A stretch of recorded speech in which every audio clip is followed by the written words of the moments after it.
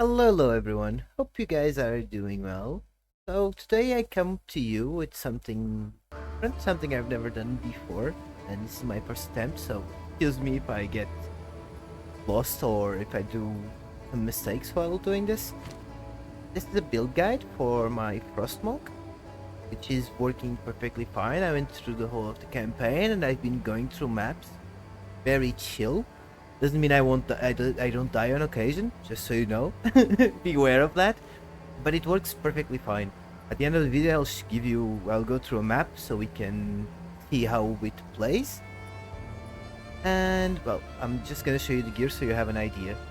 It's nothing all that amazing. This staff I actually crafted it early Act 2 cruel or Act 1 cruel, something like that.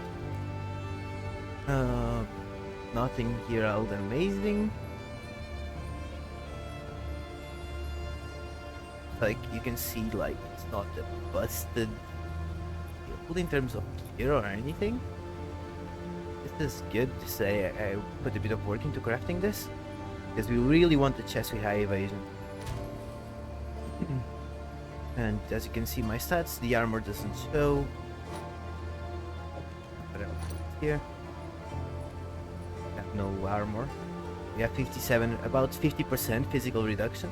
That's from our ascendancy. I'll show you in a bit. Our resists are still a bit iffy. We have that life. A bit of regen, not much. Energy shield and a recharge, not much. And we do have a good amount of evasion.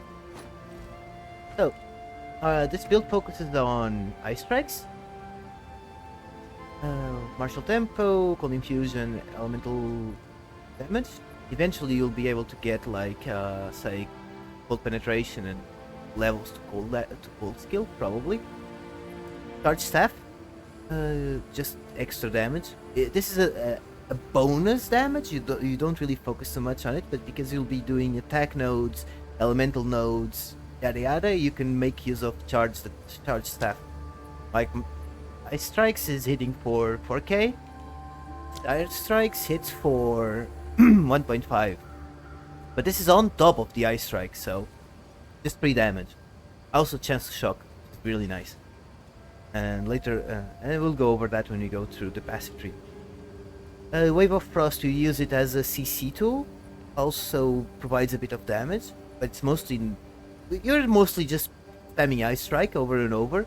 And occasionally when we feel like we can get surrounded, or if we see a good way to pump it to set up, we can just pop this Shattering Palm into them and high strike and everything melts pretty much. Because Shattering Palm will apply... when they die, they will explode and do damage. That's it. Pretty much Arrow of Ice. Very similar to it. Wave of Frost will do a wave that has a high freeze chance, and if it freezes any one of them, will get 35% extra damage. Always nice. Frost Bomb, mostly for bosses and rares, applies cold exposure, so to cut on resists if we need to. And well, you know, cutting boss resists is always a good thing to have. Eventually we might get rid of this, but that's to see in the future. Freezing Mark, more chance to more freeze build up, bosses and rares again, mostly bosses. It's not really useful when you're just killing mobs. And then our passives. We have Combat Frenzy, which will give us frenzy charges. Pretty much, it's Combat Frenzy is what enables us to use Charge Staff on this build. We'll generate frenzy charges, but because of something in our passive tree, those frenzy charges will become power charges. Ghost Dance is what we use for sustain. Pretty much whenever we get hit, it will consume a Ghost Shroud and give us 200 yes back. So we use it as a mitigation tool, pretty much. Also as vitality and clarity, because just this is not, I'm not sure, it's just a placeholder. These two are kind of placeholders currently because we don't have anything better to spend it on. And Herald of Ice, which increases elemental damage and cannot inflict ailments because you don't really care. Generally, when they explode, they're already dead, so just extra damage if there's something alive for it to help kill it. And that's the skill build. Now, passives. I spec'd on this Ascendancy, I spec'd here for the extra full damage and chill. But we don't really need that. We're not taking that much damage, to be honest. So I kinda went here. I respect into this physical reduction. That's why we have so much physical reduction. Because I was getting chunked for so much HP on occasion that I just went, yeah, I need something to mitigate a little bit. And we only lose 40% evasion rating. We'll be able to get it back through this and this. Anyhow, as you can see, we start here. When on the start of the build, I routed this way for these, for Echoing Frost, because I went for the recoup and extra maximum life. Early on, it's quite nice. And you can even put strength here if you want a bit more life, instead of going dex or whatever. Then we routed here. And here we grabbed... we grabbed Flow State. And we didn't grab Essence of the Storm, we left that for later. Same thing with Mindful Awareness, later. So we routed there, we went here, grabbed the attack, grabbed the attack speed, grabbed Resonance, which will actually is what's gonna make Charge Staff work. And then we came down, grabbed the Cold Penetration, just because 2 points, very easy to get, and also Lightning Penetration a little bit for the charge hits, or staff hits. Then we routed for the staff bonuses, because this final node, other than the priest build up, it also gives us more defenses, so more evasion, more ES, everything. And then we went back for the bit of attack speed and accuracy, dexterity, because why not? A single point, 2 points to get these. It's a nice bonus. Then we went down here to grab the melee spots, the melee damage. No, we grabbed this first and then grabbed the melee damage. Then we routed down here. Alright, early on we got this. This was actually very important to get early on. So you route here to grab these, then you route here to grab these, and that, and then you route down, get the quarterstaff nodes for the extra defenses and freeze build-up, also a bunch of attack speed. Then you can route here to grab this attack, grab this node for extra damage on rares, and also more attack. Then go down. We'll leave this for later because it's gonna take a while until you can get Herald of Ice, because Herald of Ice is our last spirit thing aura. So we go down, grab the melee nodes, go here, grab the jewel socket, and grab that for the movement speed. Then we probably go for the Herald of Ice. Thing is, you don't prioritize Herald of Ice too much, because when you can do it, you can just respec out of the initial recoup you'll have here, and respec out of this line, put it on recoup, and then get evasion rating and get the Herald of Ice. So that you can do later. There's no issues, no rush. And now the final bit is trying to route till elemental equilibrium, because if I'm understanding this correctly, I still need to test it, but whenever we hit with ice strikes, we'll apply fire exposure.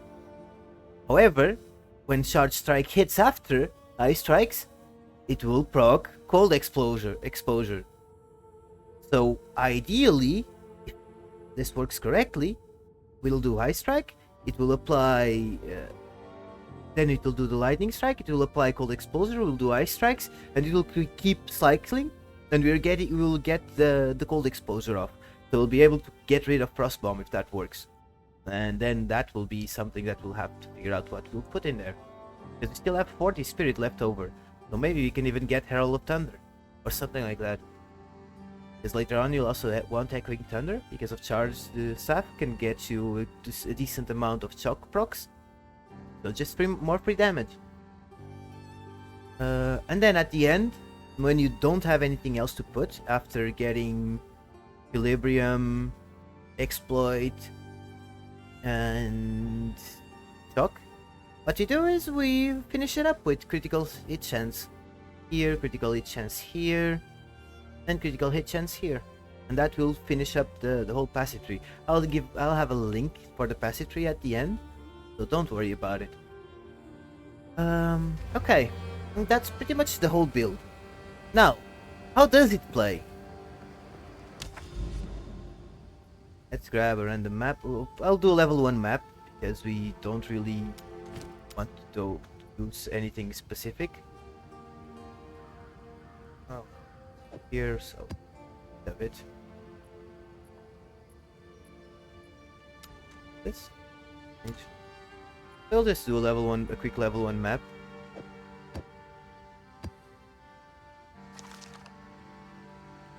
Yeah, we'll do a quick map now, just so you can see how the build plays and works. I mean, how you can go about using it. Thunder! You can see, just slap them. Don't really need to worry too much about it. Slap, slap, slap. Everything dies. Because we have enough damage. For tier 1 maps, you don't even need to think. And this is with a weapon that I got on Act 1-2 of Cruel. If you get an even better weapon, the damage will be even more insane. To let you shift more into defense if you want. Or if you need to.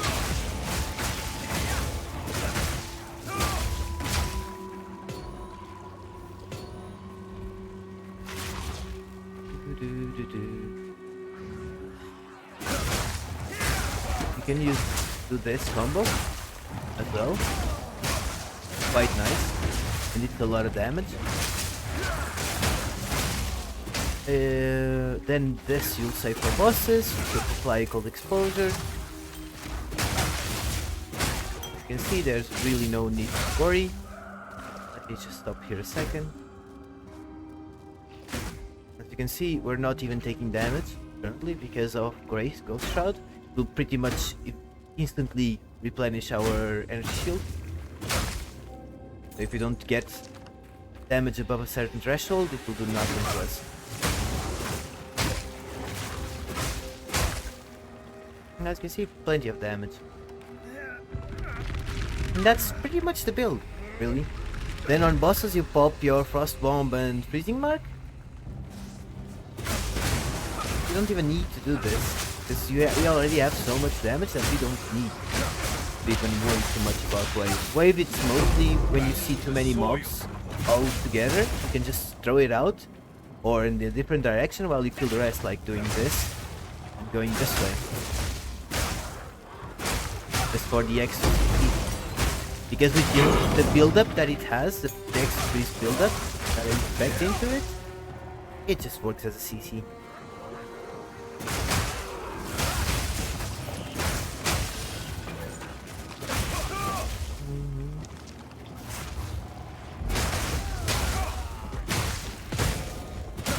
Yeah, on bosses, for example, the reason why you don't focus too much on Charge Strike, it's because on bosses, since you won't be able to freeze them as often as you can on normal monsters, it's gonna be difficult for you to get enough power charges to keep full up time on the buff.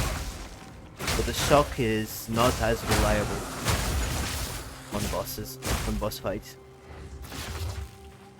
You can see, works perfectly fine.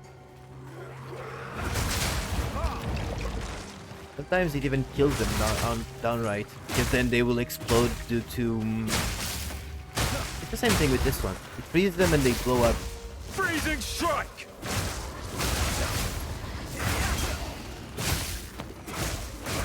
Doing this is just doubling on it. You pop Scattering Palm, it's just doubling down on the cross explosions at the end.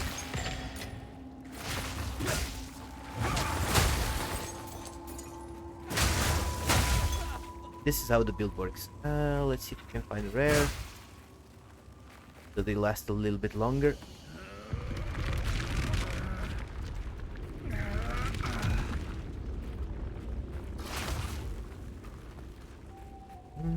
Oh, by the way, I don't play PoE 1. I don't like PoE 1.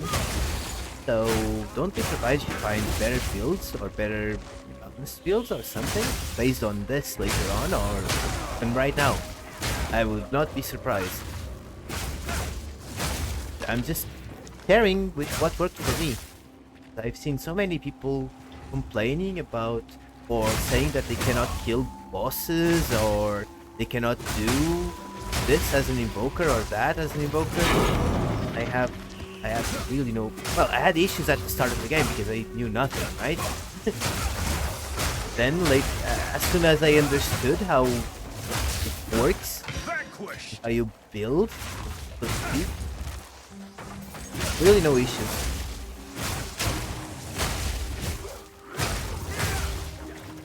As you can see, works perfectly fine.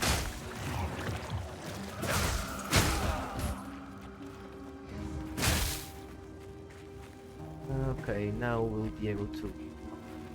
final one. Oh, we missed a rare. That's unfortunate. We'll have to run back. Come on. Open the door.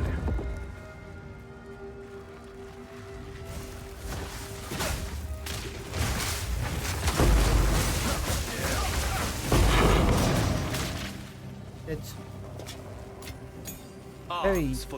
very chill.